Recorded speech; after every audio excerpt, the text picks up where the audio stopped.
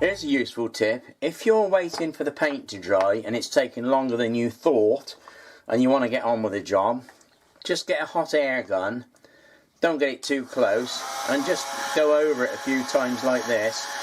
Obviously if it's soaking wet it's not advisable to do this, but if it's nearly dry and you just want to make absolutely sure, this will just finish the job off. I mean, on a nice sunny warm day they'll dry pretty quick, almost as quick as you put it on actually on bare wood, but on a cold wintry day it can take a lot longer, especially if the atmosphere is a bit damp. So I'm just giving it an extra little bit of heat just to dry it off a bit more before I put some paint on. That should do for that. It just helps a little bit. It's just a little tip that you can use. Now as I mentioned earlier, these ones here I painted neat. That's just one coat of green paint. I didn't put any undercoat at all on that, and the same with the little hands. So with these I've actually put the primer undercoater on, acrylic on. So I'm going to paint these now and we'll see how it compares to these ones, whether it does a better job by putting an undercoat on or not. In some cases, if you've got a dark coloured paint, it's not too bad. I mean, that's one coat, but you can still see, but then you would see through it, I suppose. But I tried this particular chappy here with his bright pink coat, and that's had two coats on, and it's still not to my liking. You can still sort of see the wood through, so I'm wondering if it is actually better to go against my earlier idea and undercoat them first. So what I'm going to do, these arms are for this particular character, so I'm going to do his arms pink and the flesh on there, and then we can leave that to dry and see just how good it is, whether it is better to undercoat or not, and then for once and for all I shall know. So first thing, I'm going to use the fleshy colour to just do the hands quickly. There's enough in, if you take the lid off like that, there's usually enough in the lid when you shook it to do the hands, because you only need a small amount anyway to do the face or the end of the hands. Just from a smallish brush, anything would do. Just a case of dabbing it on. I don't know why I'm showing. Most people out there are probably a damn sight better painting than I am, because as I said before, I'm absolutely hopeless at it. But you don't have to be too fussy with whirligigs anyway. If it goes on, it goes on. Like I say, it dries fairly quickly, so you can soon put another coat. So I usually normally do the fleshy bits first. I try not to make it too lumpy because it takes too long to dry otherwise, but you want a decent coating on it. You can always put a several on, but I think acrylic needs to be spread fairly well, you know, evenly then, should I say, and not too thin. That's the first one done. I'll just put that out of the way so it can dry. I might put the hot air gun on it. I've got to do the pink on that one in a moment anyway. See, I don't need much. You don't need much actually. It's just enough in the lid from where I shook it to do what I'm doing here. I might be able to actually paint the arm with the pink as well, rather than waiting for this bit to dry. You see, I put a little pencil mark around where the line is, but for the hands you don't really know, because you don't really need the line because you can work it out anyway. But if it's a complicated feature like a face, which I'm not very good at drawing anyway, it's useful to pencil it in so it gives you a guide of where to put your paint on.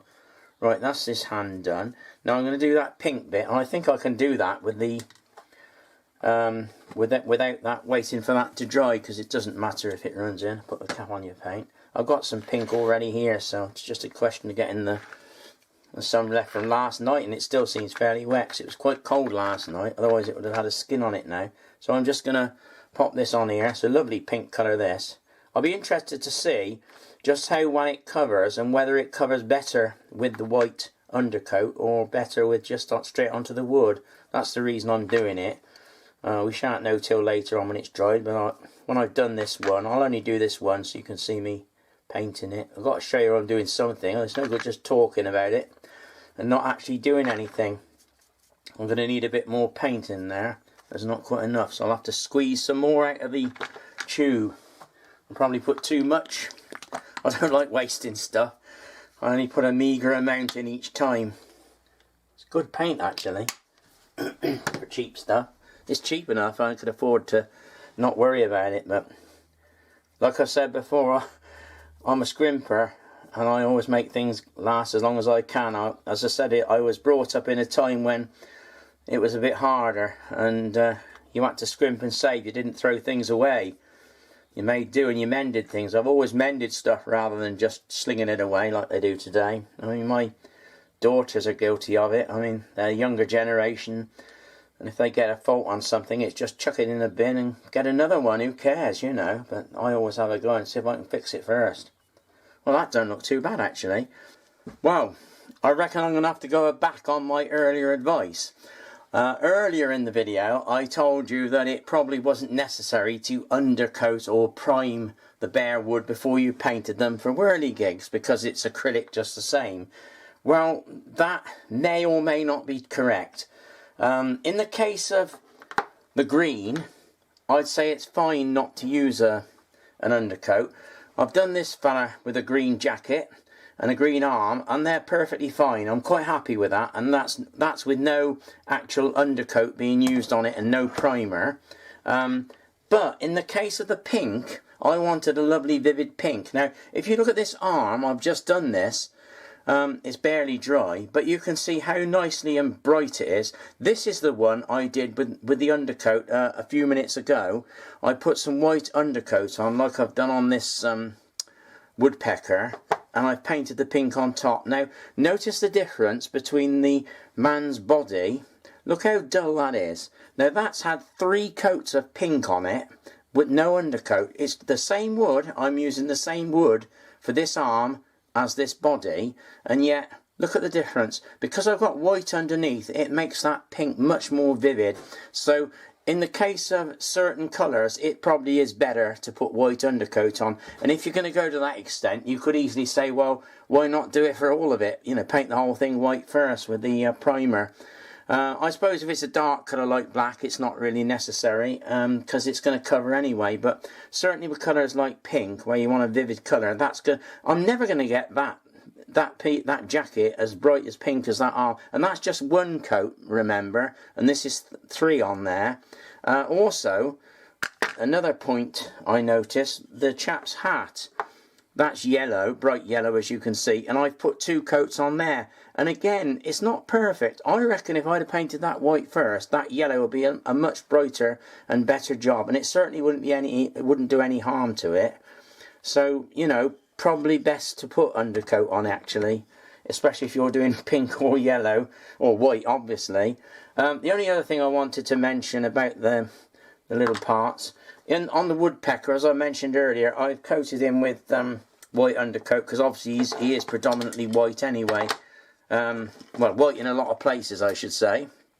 That's just had 1 coat of primer, and as you can see, it's fairly transparent. So it's probably a good idea to give him another coat of white paint, like white acrylic. I mean, you could use the primer, it won't matter, but just put some normal white acrylic paint on there first, let that dry, and then paint the features on. As I mentioned earlier, it's a good thing to draw some pencil lines on the subject there, so for painting, unless you're an expert painter, because as I mentioned, I'm hopeless. So I just draw the lines where I've got to put the paint on, and it does make it a lot easier when you come to the painting. And also another good tip is extend the lines over the top. So where this comes up here with a bit of black, if you extend the line over the top of the object here, it makes it that much easier when you take the paint around it. But a lot of it's trial and error. Now, I think I've said enough about the painting, really. The only other thing to mention is varnishing. You do need a coat of varnish on them if they're going outside, and it does make them a lot better, actually. Now, for most of my I use all sorts of varnish, but probably the best varnish is what they call yacht varnish. It's widely available, and it is supposed to be one of the best varnishes you can use for outdoors. And I put probably as many coats as I can on. And it does take a while to dry, though. It's very sticky, and especially in the colder weather, it'll take a long time to dry. But in warm weather, it's not so bad. But you want to put at least 2 coats on, possibly a third if you don't mind waiting for it to dry first. You don't have to use yacht varnish. There's other sorts, but just make sure it's outdoor varnish. It's no good using some of the water-based stuff that's for indoor use only. I don't know whether there's an outdoor water-based varnish available. There may well be, and if there is, it's probably worth trying. But I've not seen any up to now. But if there was one, I'd try it, because I hate the drying time of yacht varnish. It's so sticky and it attracts flies and all sorts, and I usually end up making a mess. I'll just show the difference it makes when you varnish things. If you looked at some of the characters with just the fresh paint like that, he's fairly dull. But as soon as you put a bit of varnish on it, a bit of clear varnish, look at that, it brings the thing to life. It gives it a shine. He's a bit dusty and dirty because he's been hanging about, but as soon as you put that shiny varnish on, I use the gloss and not the matte, it sort of brings the thing to life. And these little chaps here, they're so much better with the varnish. It makes an enormous difference, the varnish. It really seems to bring the characters to life, I think, so it's well worth doing. Oh, I think I've mentioned about everything about the painting and varnishing, so I'll have to tidy some of this mess up now and do a bit more painting later. Thanks very much for watching. Bye for now. Well, I thought I'd finished, and I'm back again, because I wasn't happy. Remember I mentioned about how bright and vivid the pink was when it was painted onto a white undercoat base, but that the chap's jumper or jacket, whatever you want, wherever it is, was painted straight on the wood and it was always a dull finish. I wasn't happy with it, so I decided in my wisdom to paint some white acrylic primer on top of the pink, so that I could then have a fresh start and have a brighter pink. Unfortunately I did that and I left it, and I thought, well, that looks dry, and I started to paint it and it all pickled up because it was still wet, so I made a right hash of it. So in the end I've ended up now by taking all the paint. I've scraped all the loose paint and the soft paint off, and I've just got a bit of plain wood with a bit of paint in grain, which won't matter. So now I'm going to have to get the paintbrush and some white paint and paint it again. So I thought what I'd do, I start from scratch and I put in some white primer on him, and hopefully when this is dry I can put the pink on again. And it's not the end of the world, but it just shows you how you can be wrong. So really my earlier advice, well, I've given several bits of advice actually. Initially I said you don't need to bother with an undercoat, a white undercoat, because it's not necessary.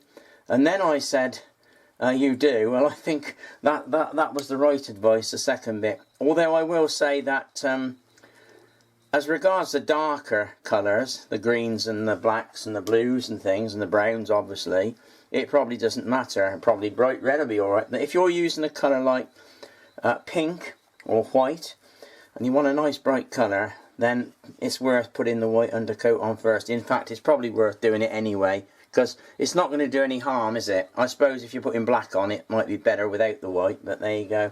Anyway, so I painted in white again, so I'm going to leave that to dry this time, and then I shall put some pink on him later. I'll just show you the other one. Where's the top of me paint? Oh God, I've led the whirligig man on it. Put it over there. Put the tin on that on there, so if you're sure to drop something in there, I'll tip it over. I've done the green one, the man there. He looks a bit odd. I'm trying to make him as odd as possible. Looks like he's got lipstick on actually. I thought it would make him look a bit funnier. I might put a feather in his cap. I'm not too happy with the green. I'm still not happy with that green. I thought it would look alright, but maybe when it's got varnish on it will brighten up a bit. It looks a bit dull to me.